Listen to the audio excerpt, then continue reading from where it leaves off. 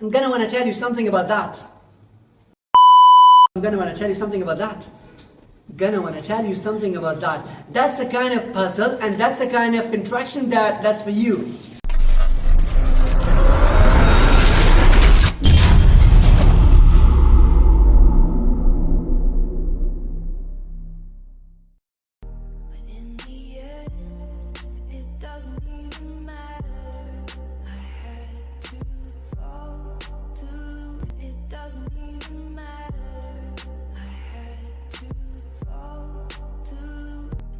Assalamu alaikum wa rahmatullahi wa barakatuh. Welcome back to my channel. It's me Adar Rahman, an English teacher, and today I'll be here and I'll be talking about contractions.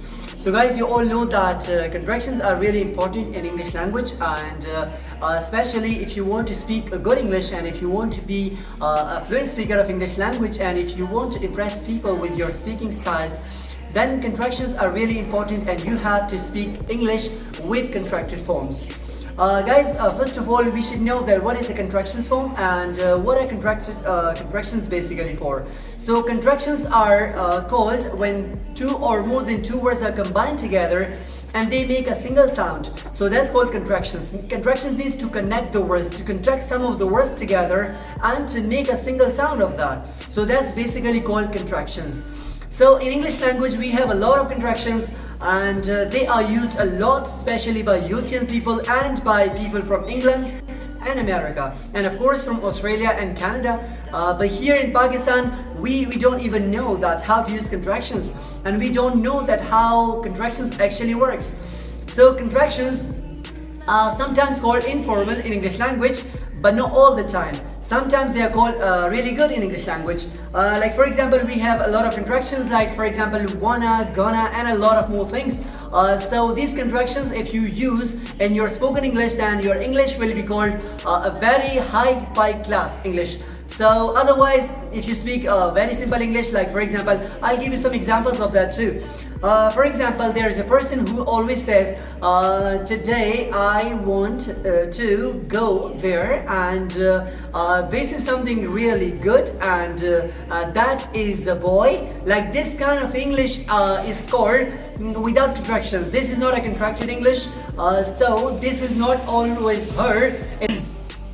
So in America or in England, you always hear words like this. So today I wanted to go there, and I had a lot of work there with my friends. So I went there, and I know my friends there. So it is gonna be a little good, and it's gonna be a busy day. Like it's gonna be a busy day. It is going to be a busy day is something else.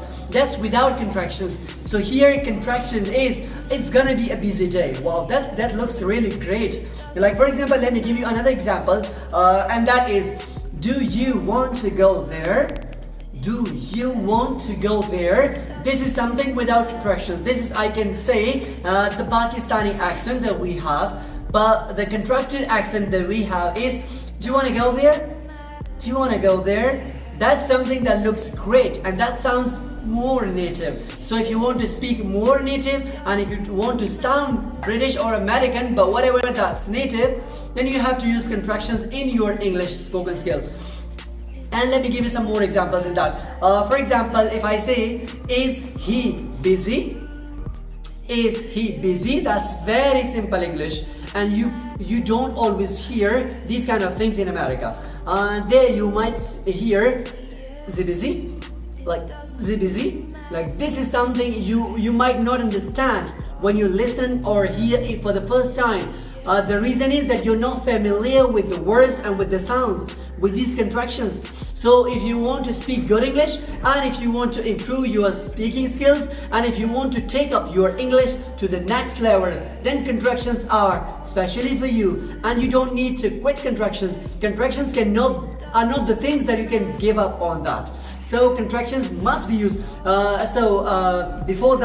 Before finishing and winding up my video, I'll give you something, and you have to answer what do I mean by that in the comments box down below. Okay, so what the puzzle is for you, for example, I'm gonna want to tell you something about that. I'm gonna want to tell you something about that. gonna want to tell you something about that. That's a kind of puzzle, and that's a kind of contraction that's for you.